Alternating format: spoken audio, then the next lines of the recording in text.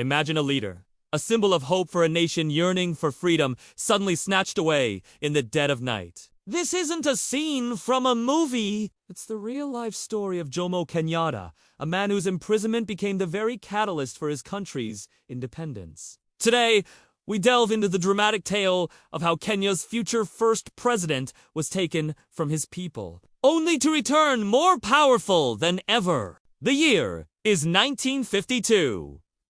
Kenya is a cauldron of tension under British colonial rule. Jomo Kenyatta, the charismatic president of the Kenya African Union, or CAU, is the leading voice for He travels across the land, advocating for change through peaceful means, through negotiation and dialogue. He believes in a path to independence without bloodshed. But while Kenyatta preaches peace, a different movement is gathering storm. The Momo, a militant group, begins a violent uprising against the British colonial administration and European settlers. They are tired of waiting, and their frustration explodes into armed rebellion.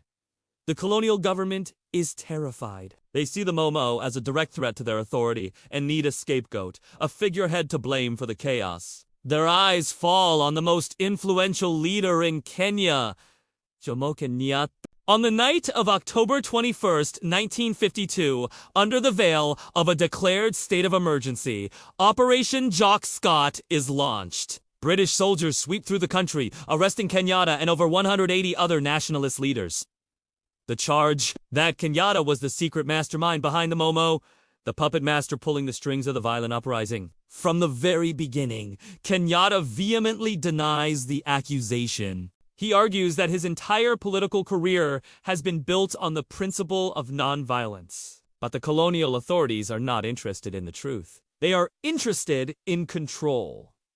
They need to make an example of him. What follows is one of the most controversial legal battles in African history, the Kapenguria trial. The trial is held in a remote, dusty town, far from the capital Nairobi, to minimize public attention and protest. The entire affair is a spectacle, a political theater designed for one outcome. The evidence against Kenyatta is flimsy, based on testimony from witnesses who were later found to have been bribed or coerced. His defense team, led by a prominent British lawyer, masterfully exposes the holes in the prosecution's case, but the verdict seems predetermined. In April 1953, the inevitable happens. Jomo Kenyatta is found guilty of managing the Momo terrorist organization.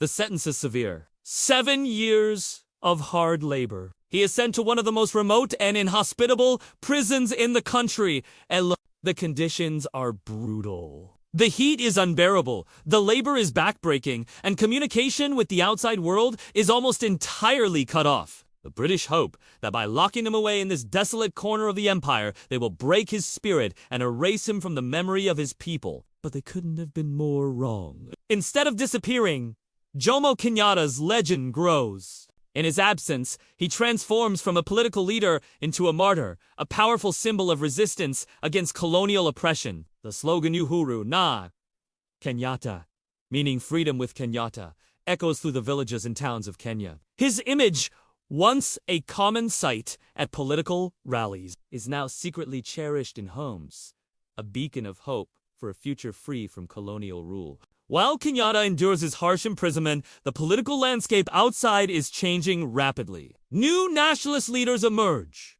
inspired by his sacrifice. In 1960, they form a new, more powerful political party, the Kenya African National Union, or KANU. In a bold act of defiance, they elect the imprisoned Jomo Kenyatta as their president in absentia. This move puts immense pressure on the British government. KANU's leaders make a powerful declaration. They will refuse to form a government or cooperate with the colonial administration until Kenyatta is free. The man the British tried to silence has become the one person whose freedom is non-negotiable for Kenya's political future. After serving his full 7-year sentence, Kenyatta isn't immediately freed. In 1959, he is moved from the prison at Lokitong to internal exile in another remote town. He is still a prisoner, just in a slightly larger cage, his movements restricted, and his contact with the outside world heavily monitored. But the pressure is mounting, both from within Kenya and from the international community. The wind of change is blowing across Africa, and the British Empire is beginning to crumble. Finally, the dam breaks. In August 1961, after nearly 9 years of imprisonment and exile, Jomo Kenyatta is released. His return is triumphant. Crowds of euphoric supporters lined the roads to welcome their hero home. The man who was taken away as a political activist returns as the undisputed leader of a nation on the brink of freedom. He immediately takes his rightful place at the head of Kenya and begins the final negotiations for Kenya's independence with the British government. His years in prison have not made him bitter, but wise. He calls for unity and forgiveness, urging Kenyans to work together to build a new nation. In the 1963 general elections, the first with universal suffrage,